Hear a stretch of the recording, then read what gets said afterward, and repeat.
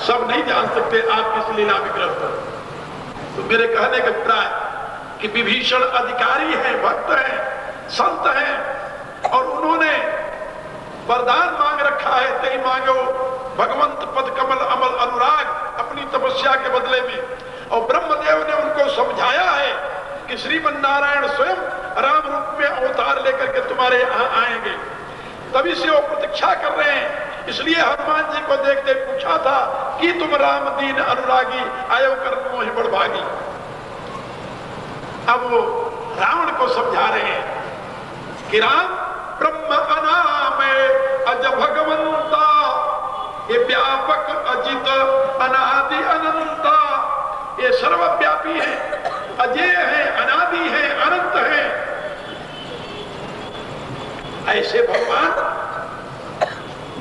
भगवान को क्या जरूरत पड़ी थी इस संसार में जन्म लेने की, अवतरित होने की? तो विभीषण जी कहते हैं कि प्रभु, ये भगवान जो राम के रूप में अवतार लिए हैं, ये एक विशेष उद्देश्य लिए।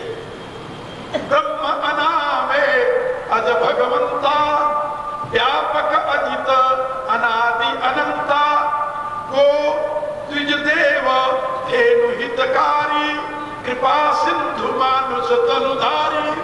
कहा ये तो कृपा के समुद्र है, परमात्मा करुणा सिंधु है। जो लोग परमात्मा को निराकार मानते हैं वो भी तो ये मानते हैं कि परमात्मा निग्रह और अनुग्रह करता है, तो भी तो मानते हैं परमात्मा दयालु है, कृपालु है, करुणा का सागर है। तभी तो उसकी उपासना की सीख देते, नहीं तो उसका प्रयोजन ही क्या रह जाएगा। जब निराकार परमात्मा में भी कृपा है, दया है, करुणा है, बोला आप बताइए ये गुण किसी शून्य में होगा या किसी आकृति युक्त में होगा? कहां हो सकता है? सोचिए जरा। जो इस प्रकार के दिव्य गुणों से युक्त है उसको कैसे कहा जा सकता है कि वह निर्गुण है? कहा लेकिन शास्त्र को कहता है निर्गुण है, और उसमें इस प्रकार के गुणों की व्याख्या भी करता है। दया गुण नहीं है क्या? कृपा गुण नहीं है क्या? करुणा गुण नहीं है क्या? क्या है? क्या इन गुणों से युक्त होते हुए आप परमात्मा को निर्गुण कैसे कर सकते हो? क्या फिर शास्त्र में जो निर्गुण कहा गया है उसका क्या अर्थ होगा? उसका अर्थ है देवताओं प्रकृति के गुणों से परे है, उसमें प्रकृति के गुण नहीं है, उसमें सत्व नहीं है, रज नहीं है, तप नहीं है। तो प्रकृति के गुणों से परे होने के नाते वह परमात्मा निर्गुण है, और दिव्य गुणों से युक्त होने के नाते ही वो गुण सागर कहा जाता है। जय निर्गुण जय जय गुण सागर, ऐसा तुलसीदास ने कहा है। तो यहाँ पर विभीषण राम तत्व का अवबोधन कराते हुए रावण को समझा रहे हैं कि वह कृपा सिद्ध है। गौ, ब्राह्मण, देवता और पृथ्वी के उद्धार के लिए वह निराकार परमात्मा निराकार होकर के आया है। इसलिए तुम उस परमात्मा का चिंतन करो, उसकी शरण स्वीकार करो, जिससे तुम्हारा उद्धार हो, जिससे तुम्हारा कल्याण हो। एक बात याद रखो, जिसके गुण को हम समझते हैं, जिसकी महिमा हम समझते हैं, जिसकी विशिष्टता समझते हैं, उसमें हमारा मन अपने आप लगने लगता है। ये संसार के विकारों से ग्रसित मन को यदि शुद्ध करना है, निरोगी करना है, तो उसे एक ऐसे तत्व में लगाना होगा जो संसार से परे है, संसार की परिधि से परे है, और उसी आरोग्य के साधन का उपदेश विभीषण रावण को दे रहे हैं। और विभीषण के माध्यम से वही संदेश हम आप लोगों तक पहुंचा रहे हैं। आप लोग स्वयं इसमें निश्चय करें कि शारीरिक रोग से तो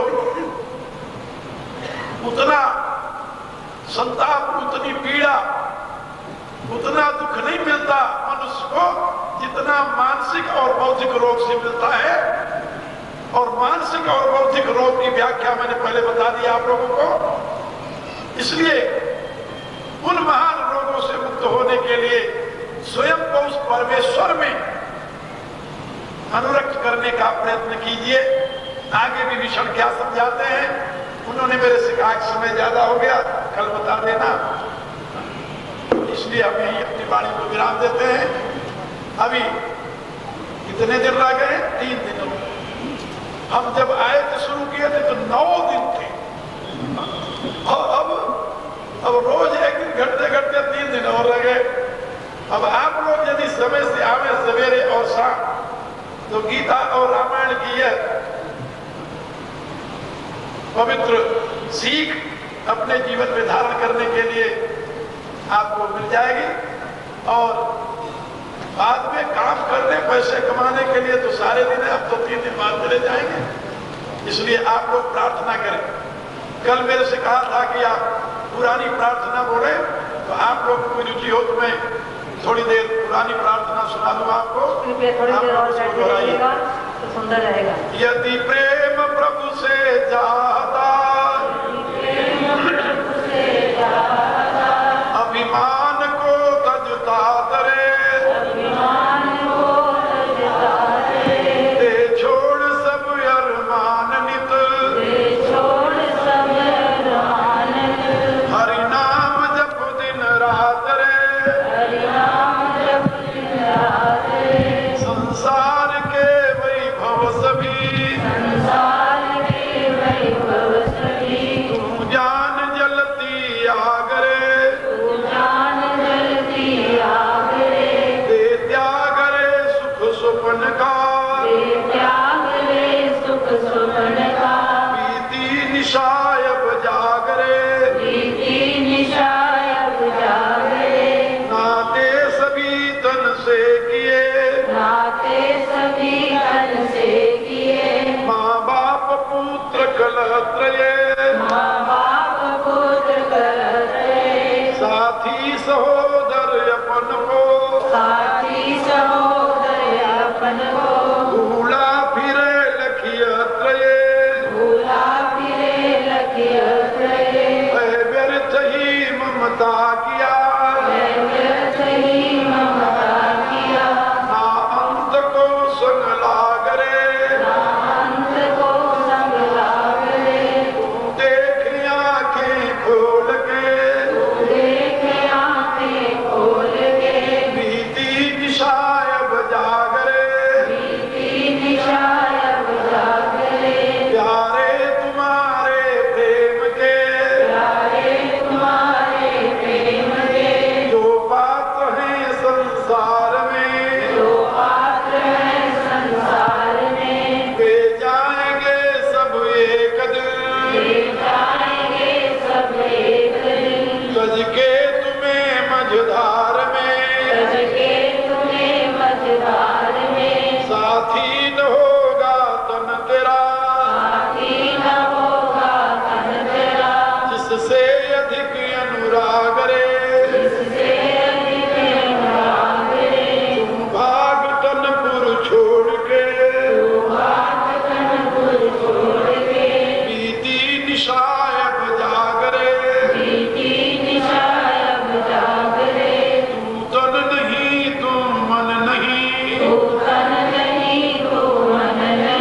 ना इंद्रिया चित्त बुद्धि है, प्राकृत गुणों के खेल में,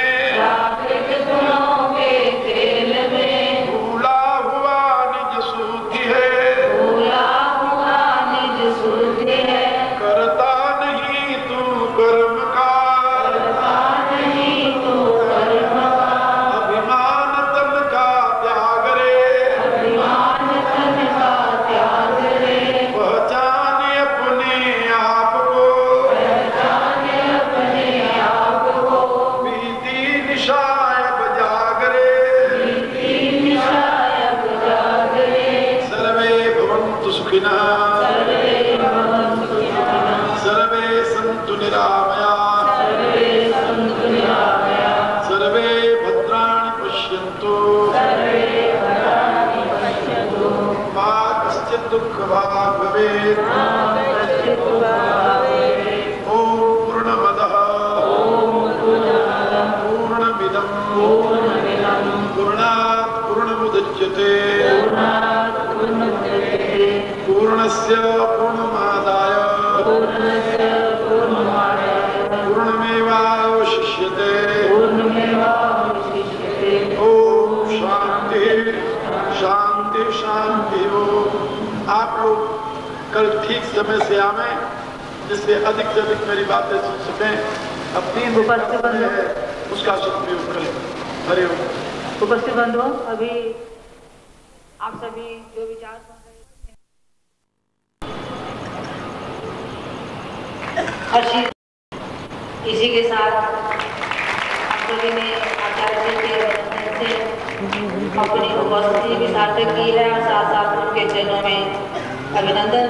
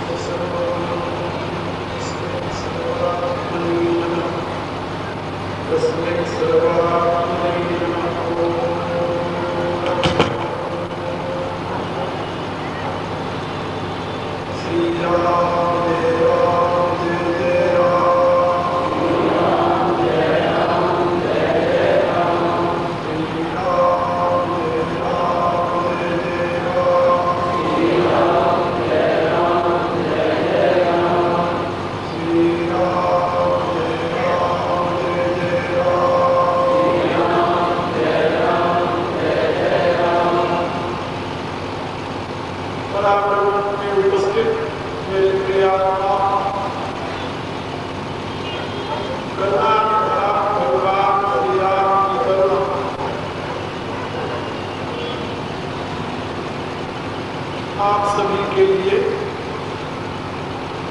सदैव कल्याण का सृजन करती है।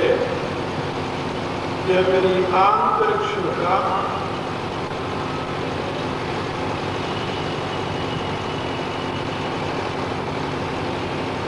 कई दिनों से आप सभी यहाँ उपस्थित होकर श्री रामचरित्र के माध्यम से सुव्यवस्थित जीवन जीने की और सुव्यवस्थित समाज की संरचना की व्यवस्था से संबंधित विचार सुन रहे। स्वस्थ जीवन ही स्वस्थ समाज की रचना में हेतु बनता है। यदि व्यक्ति का जीवन दोषयुक्त है, स्वस्थ नहीं है, तो समाज स्वस्थ नहीं हो सकता। कल मैंने एक बात बताई थी आप लोगों को,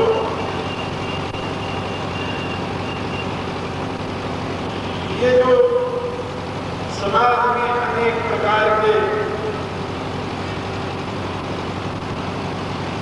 अव्यवस्था के हेतु इस समय वृद्धि को प्राप्त हो रहे हैं, इनमें कारण है मानसिक रोग।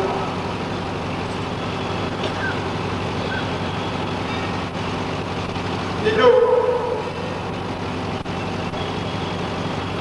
समाज को दूषित करने वाले तत्व हैं, एक प्रकार से मानसिक रोग के रोगी।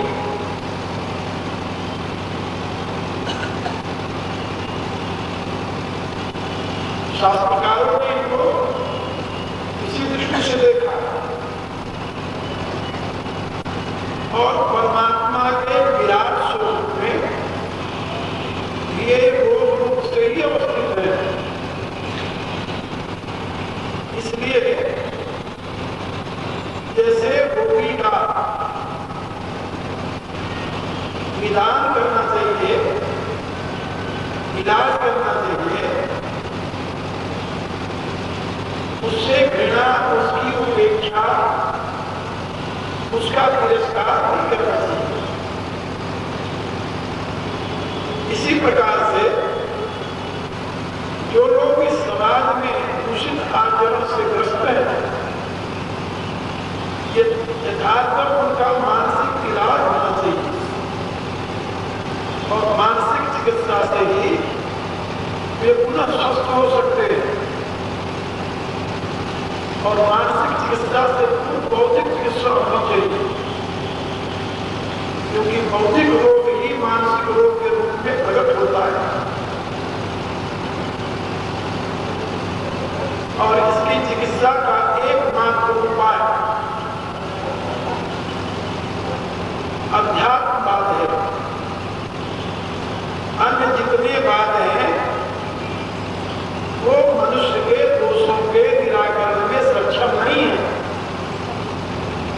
अध्यात्मवाद ही एक ऐसी प्रक्रिया है जो मनुष्य के जीवन को दोष मुक्त बनाने में सक्षम है। अध्यात्मवादी जीवन प्रक्रिया का मूल आधार जो है वह परम तत्व की समझना, आराधना। महात्मा भीषण अपने दूषित समाज को, दोषग्रस्त समाज को उसी चिकित्सा की सीख दे रहे हैं। जैसे आज हमारे इस समाज में आसुरी प्रवृत्तियों का प्राबल्य होता जा रहा है, ऐसे ही विभीषण के सामने जो समाज था वो भी इसी प्रकार से आसुरी प्रवृत्तियों से ग्रसित था। और दुर्भाग्य ये कहिए कि यद्यपि भारतीय जीवन पद्धति आसुरी गुणों से प्रेरित नहीं है, वो दैवी गुणों के प्रकाश में प्रतिष्ठित है। अब इसके दुनिया के सभी विचार स्वीकार कर रहे हैं, लेकिन भारत के लोग, विशेषतः भारत के राजनेता, उस जीवन पद्धति से अनभिज्ञ होने के नाते एक प्रकारेण उसी आसुरी प्रवृत्ति को जनमानस में प्रतिष्ठित करने के प्रयत्न में लगे हुए हैं, चाहे वो जान कर लगे हैं या वह अनजान में लगे हैं। इसका परिणाम चारों तरफ अव्यवस्था, अनाचार और अनेक प्रकार के दुर्व्यसनों से युक्त समाज को देख रहे हैं। विभीषण अपने देश के निवासियों के लिए एक संदेश दे रहे हैं।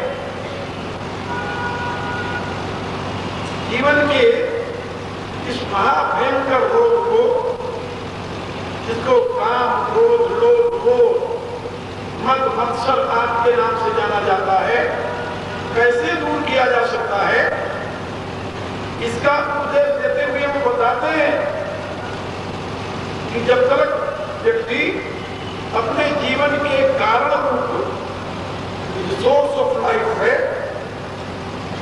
उस अनंत चैतन्य घन में स्वयं को प्रतिष्ठित करने का प्रयत्न नहीं करेगा, तब तक इन दोषों से मुक्त नहीं हो सकता। ये अध्यात्मवादी दृष्टिकोण है। कल भी मैंने बताया था कि आपका मन उन्हीं तत्वों को ग्रहण करना चाहता है जिसकी महिमा को स्वीकार करता है, जिसके महत्व को स्वीकार करता है, जिसके मूल्य को स्वीकार करता है। जिसके मूल्य को स्वीकार नहीं करता वो चाहे कितना भी मूल्यवान कर लो, उसमें आपका मन नहीं लगेगा। इसीलिए तत्ववेत्ता ऋषियों ने उस परमात्मा तत्व की महिमा का गान किया, उनके गुणों का गान किया, जिससे आप उस मूल्यवान महत्वपूर्ण तत्व को सुने, समझे और आपका मन इन व्यर्थ के संग्रहों से मुक्त होकर उस परम तत्व से युक्त होने के लिए प्रयत्नशील हो जाए। आप सोचिए, जिस मुद्रा के पीछे, जिस अधिकार के पीछे, जिस वैभव के पीछे अपने जीवन के संपूर्ण सामर्थ्य को आप लगाए हुए हैं, वो कितने दिन तक आपका साथ देने वाला है और कितनी मात्रा में आपको उसमें सफलता मिलने वाली है, उसको आप प्राप्त कर लेंगे, इसका क्या विश्वास है? जिसकी एक रस में स्थिति ही नहीं है, उसको आप सदा अपने पास कैसे रख सकते हैं? लेकिन जिस जीवन के लिए ये सारे पदार्थों के संग्रह में आप लगे हुए हैं, उस जीवन का जो मूल स्रोत है, प्रकाशक है, उस जीवन का जो आधार है, वो तो नित्य है, शाश्वत है, अक्षय है, अविनाशी है। उसके साथ यदि आप अपने आप को जोड़ लें या जुड़े हुए होने का अनुभव कर लें, तो मेरे विचार से ये संसार का सारा वैभव आपके पीछे पीछे चलेगा। शास्त्रकारों ने बताया कि जैसे मनुष्य जब सूर्य की तरफ दृष्टि करता है तो छाया उसके पीछे चलती है, और सूर्य की तरफ जब पीठ कर लेता है तो छाया उसके आगे चलती है। सूर्य की तरफ पीठ करने वाला व्यक्ति कभी भी अपने छाया को पकड़ नहीं सकता। तो आप लोग जानते हैं, सूर्य की तरफ, प्रकाश की तरफ पीठ करने वाला व्यक्ति अपनी छाया को कभी पकड़ नहीं सकता, उसको अपने पीछे नहीं चला सकता, वो आगे आगे ही जाएगी। लेकिन यदि उसका मुंह सूर्य की तरफ हो जाए, उधर चलने लगे, तो बिना प्रयत्न के छाया उसके पीछे पीछे चलेगी। ये संसार का वैभव जो है, पद पदार्थ जो है, उस छाया के समान, और वह परमात्मा सूर्य के समान है। और आपका जीवन यदि उस सूर्य की तरफ हो जाए, परमात्मा की तरफ हो जाए, ये संसार का वैभव आपके पीछे चलेगा। एक महापुरुष हुए हैं पंजाब में, जिनका नाम था स्वामी रामतीर्थ। उन्होंने एक शेर लिखा और अपने जीवन की यथार्था उन्होंने व्यक्त की है उसमें। उनका कथन है, अपने मजे के खातिर गुलतर्क कर दिए जब, अपने मजे के खातिर गुलतर्क कर दिए जब, रूहे जमीन की गुलशन मेरे ही बन गए सब। जिस दिन आप अपने मजे के लिए किसी फूल को तोड़ने का प्रयत्न नहीं करेंगे, तो दुनिया के जितने बगीचे हैं फूल के, सब आपके हो जाएंगे। इसमें जरा भी संदेह नहीं। संत कबीर ने कहा कि यदि आप किसी गंदी इत्र बेचने वाले के दुकान में बैठ जाएं, इत्र भले न खरीदें, जितनी देर वहां बैठे रहेंगे उतनी देर का सुगंध तो लेंगे। सुगंध की कीमत तो नहीं चुकानी पड़ेगी आपको। कबीरा संगत साथ की जो गंधी की बात, जो कछु गंधी दे नहीं तो भी बात सुबास। यदि आप अपने आप को सत्मार्ग में लगाते हैं, सत्संग में लगाते हैं, सत्य जो परमात्मा है उसमें लगाते हैं, तो आपका जीवन सार्थक हो जाएगा। यही बात विभीषण अपनी प्रजा को समझा रहे हैं, अपने राज दरबार में कर रहे हैं, अपने राजा को भी समझा रहे हैं। ये बात अलग है, उसने समझा कि नहीं समझा, उनका कोई उनकी कोई हानि नहीं हुई, न समझने वालों की हानि अवश्य हुई। इतिहास पढ़िए तो आपको एक ऐसी घटना मिलेगी इतिहास में, महाभारत की, जिसको पढ़कर आश्चर्य होता है।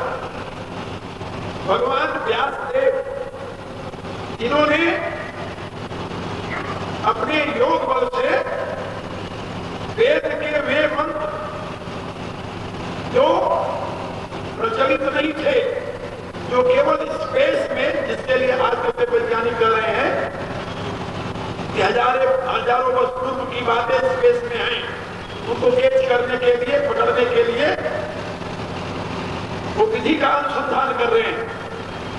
और महाभारत में बात और पुराणों में बात बताई गई है कि भगवान व्यासदेव जो मंत्र उपलब्ध नहीं थे, लुप्त हो गए थे, केवल स्पेस में थे, समाधि की उच्चतम अवस्था में उन मंत्रों को उन्होंने ग्रहण किया। उस स्तर पर जाकर, चेतना के उस स्तर पर पहुंच करके स्पेस के उन मंत्रों को उन्होंने ग्रहण किया और उसको उन्होंने अक्षरबद्ध किया।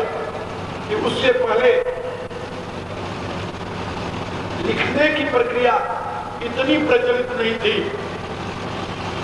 ग्रंथ का प्रणयन होता था और वो एक दूसरे के द्वारा स्मरण करने की प्रक्रिया थी।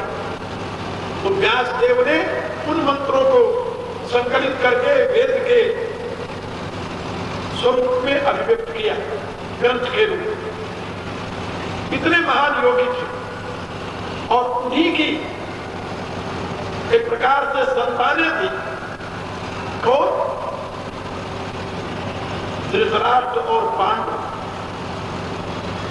और उन्हीं के बच्चे थे आगे पांडव और कौरव, दुर्योधन आदि। और भगवान व्यासदेव ने अनेकों बार धृतराष्ट्र को समझाया और कहा कि तुम अन्याय के रास्ते पर चल रहे हो, तुम्हारे लड़के अन्याय कर रहे हैं, और जो परमात्मा की विभूति भगवान कृष्ण है, वो धर्म रक्षक है, वो धर्म के साथ है। और यतो धर्म ततो कृष्ण, यथो कृष्ण ततो जयः। जहां धर्म है वही कृष्ण है, जहां कृष्ण है वही विजय है। इसलिए तुम अपने विनाश से बचने के लिए अपने बच्चों को समझा दो। तो क्या दुर्योधन आदि मान गए उनकी बात? नहीं माना। वो अंधा धृतराष्ट्र नहीं माना, और की बात तो छोड़िए। भगवान स्वयं दूत बन करके गए और दुर्योधन की सभा में कहा कि भाई पांचों पांडवों 5 गांव दे दो। गांव के राज्य नहीं मानते, 5 गांव दे दो उनकी जीविका के लिए, तुम सारे भारत पर राज्य करो, हम युद्ध नहीं चाहते। लेकिन जब बुद्धि भ्रष्ट होती है और लोभ इतना प्रबल हो जाता है, कामनाएं इतनी प्रबल हो जाती हैं, तो मनुष्य दुर्योधन की तरह अंधा हो जाता है। दुर्योधन उत्तर में क्या कहता है कि बिना युद्ध किए सुई की नोक पर जितनी मिट्टी आती है, उतनी भी मिट्टी मैं देने के लिए तैयार नहीं हूं, बिना युद्ध किए। तो भगवान जब दुर्योधन को नहीं समझा सके, नहीं समझा सके, और तत्कालीन जनता की स्थिति देखिए आप। लोग कहते हैं जनता को जागृत करो, जनता को जागृत, जनता को क्या जागृत किया जाएगा? तत्कालीन जनता की स्थिति देखिए। भगवान कृष्ण से बड़ा हमारे